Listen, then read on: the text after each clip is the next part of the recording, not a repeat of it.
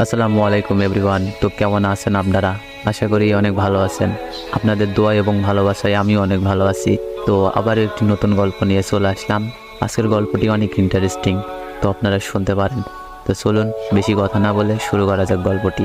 7 বছর পর বাড়ি ফিরছে খান বংশের বড় ছেলে সাজ্জাদুল খান আবির।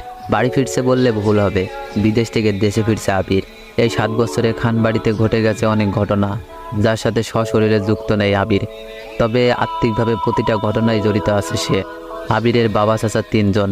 আবিরের বাবা সবার বড়, নাম আলী আহমেদ খান।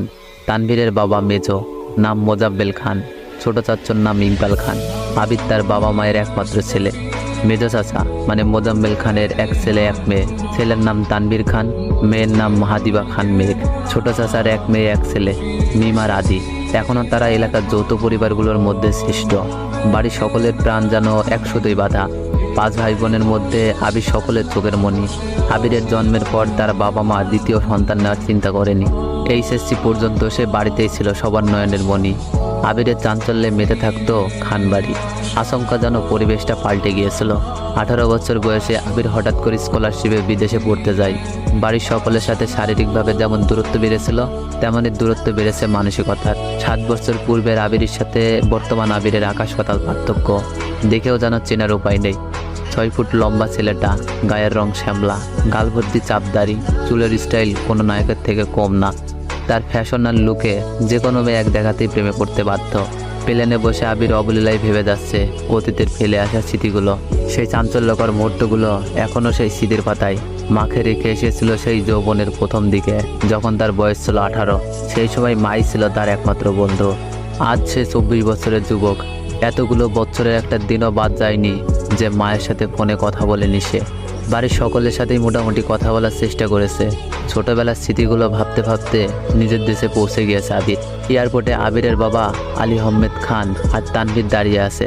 তানভীর সম্পর্কে তার চাচাতো ভাই, আর বয়সে 2 বছরের ছোট, কিন্তু দুজনের বেস্ট ফ্রেন্ড আর কলিজার বন্ধু।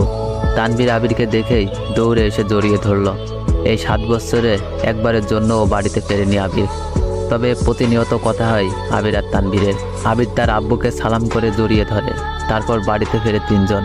বাড়িতে যেন হই হই রই রই ব্যাপার। হবে নাই বা কেন? বাড়িতে বড় ছেলে এত বছর পর বাড়ি ফিরেছে। রান্নাঘরে ভারী রকমের রান্নার ধুম পড়েছে মা চাষিদের।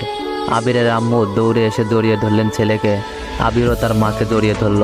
মমতাময়ী মাকে সেই 7 বছর আগে ছুঁয়েছিলেন। আজ এত বছর পর মায়ের ছোঁয়া পেলেন আবির। মা চাষিদের সালাম করলো। সোফায় বসিয়ে ছেলেকে একের পর এক শরবত নাস্তা দিয়ে ব্যস্ত সবাই।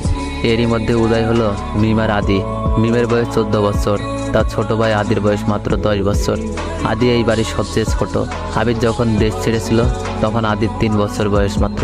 ভিডিও কলে দেখতে দেখতে ভাইকে সে একটু একটু চেনে। দৌড়ে এসে জড়িয়ে ধরছে ভাইকে।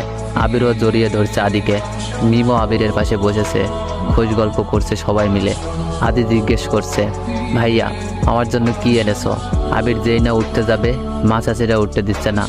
আগে শরবত খাবি, তারপর উঠবি। আবির তানভীরের দিকে তাকিয়ে বলল, ওই লাগেজটা নিয়ে আয় তো। তানভীর একটা লাগেজ টান দিতে যাবে। আবির আচমকা বসা থেকে দাঁড়িয়ে, ওইটা টান দিবি না। তানভীর সহ বাড়ির সকলেই যেন অবাক হয়ে গেল। আবির আবার ঠান্ডা মাথায় বলল, পাশের লাগেজটা নিয়ে আয়। তানভীরও তার কথা মতো লাগেজটা নিয়ে আসলো। লাগেজ খুলে যে যার মতো জিনিস বের করছে আর জিজ্ঞেস করছে, এটা কার, ওইটা কার? আবির শরবত খেতে খেতে উত্তর করছে, আদির জন্য বিদেশি দামি দামি খেলনা, মিমের জন্য ড্রেস, কসমেটিক্স বক্স, মা কাকিদের জন্য অনেক গিফট, তানভীরের জন্য মোবাইল, একটা ল্যাপটপ, অন্যান্য গিফট। আলাদা একটা ল্যাপটপ আছে। মিম জিজ্ঞেস করছে, ভাইয়া এই ল্যাপটপটা কি তোমার?